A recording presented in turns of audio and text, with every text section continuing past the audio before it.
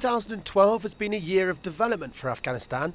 In the capital, Kabul, new roads, streetlights and parks signal continuing efforts to redevelop a city all but destroyed in the civil war. Across the country, 85% of people live in districts where they have access to basic healthcare, leading to a vastly improved life expectancy.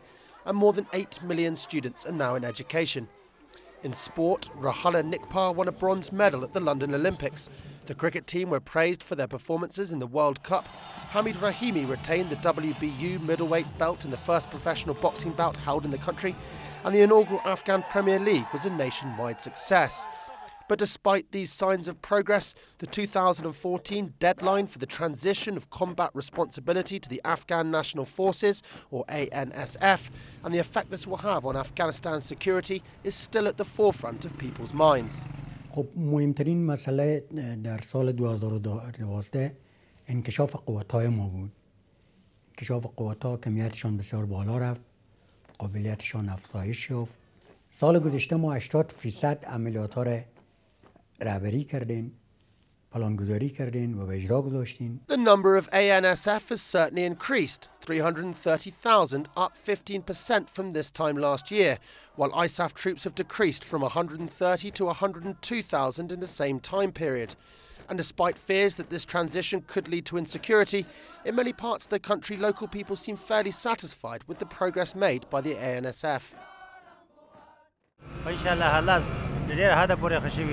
سرکونه ان شاء الله که تعمیر برابر شوی سرکونه برابر دي نور ان شاء الله مکتبونه که خلاص دي ان شاء الله بازارونه که مارکیټونه که خلاص دي کاروبار که برابر دي خو رسولي نو مساکیو مشکلات سری ابو خدي رسولي مشاورك سری دولت مش ايش قال فينا رسولي اهمیت فیضاباد فعلا بسیار خوب برابر است.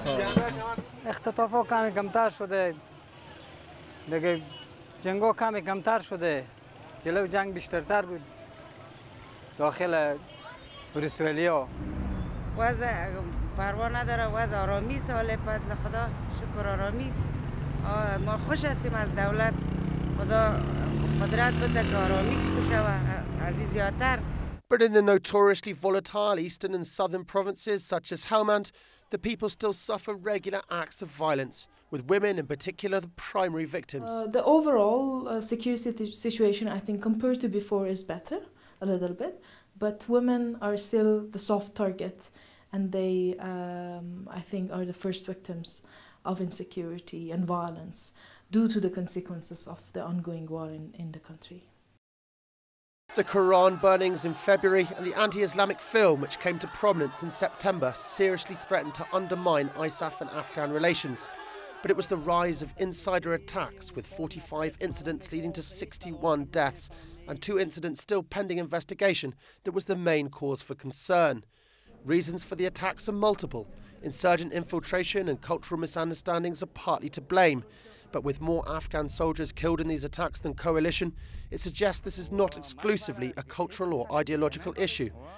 Both ISAF and the Afghan command say they are working together to strengthen recruitment procedures and also to improve cultural relations between troops. سربازای خود بررسی کردیم. بایومتریک 10,000 نفر بایومتریک شده که ادامه داره. به این قانون نیستین، باید به کلی قطع بشه یا به آخرین نقطه خود برسه. It is acknowledged by both ISAF and the Afghan government that the ANSF will need long-term support post-2014, particularly the Air Force and in logistics and equipment. And at the 2012 Chicago Summit and Tokyo Conference, the international community pledged $16 billion over the next 4 years and long-term mentoring support to the ANSF. Looking forward, 2014 will also mark Afghanistan's next democratic election. Current President Hamid Karzai is unable to stand again, and many feel the stability of the country will depend on a fair and balanced election. There is no question that despite setbacks, progress has been made here over the past 12 months. And although internationally Afghanistan is still perceived as a war-torn and insecure nation, the people here desperately want to move past their troubled recent history and look towards a hopeful, war-free and secure future. In one hand, we have war in Afghanistan going on still, but in the other hand, we have life, and we have signs of peaceful life in the country.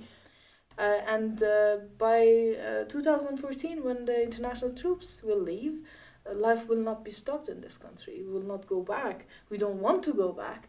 We will try all for a better future in the country, if not for ourselves, at least for our children. This is Jake Tutman reporting from Afghanistan for the NATO channel.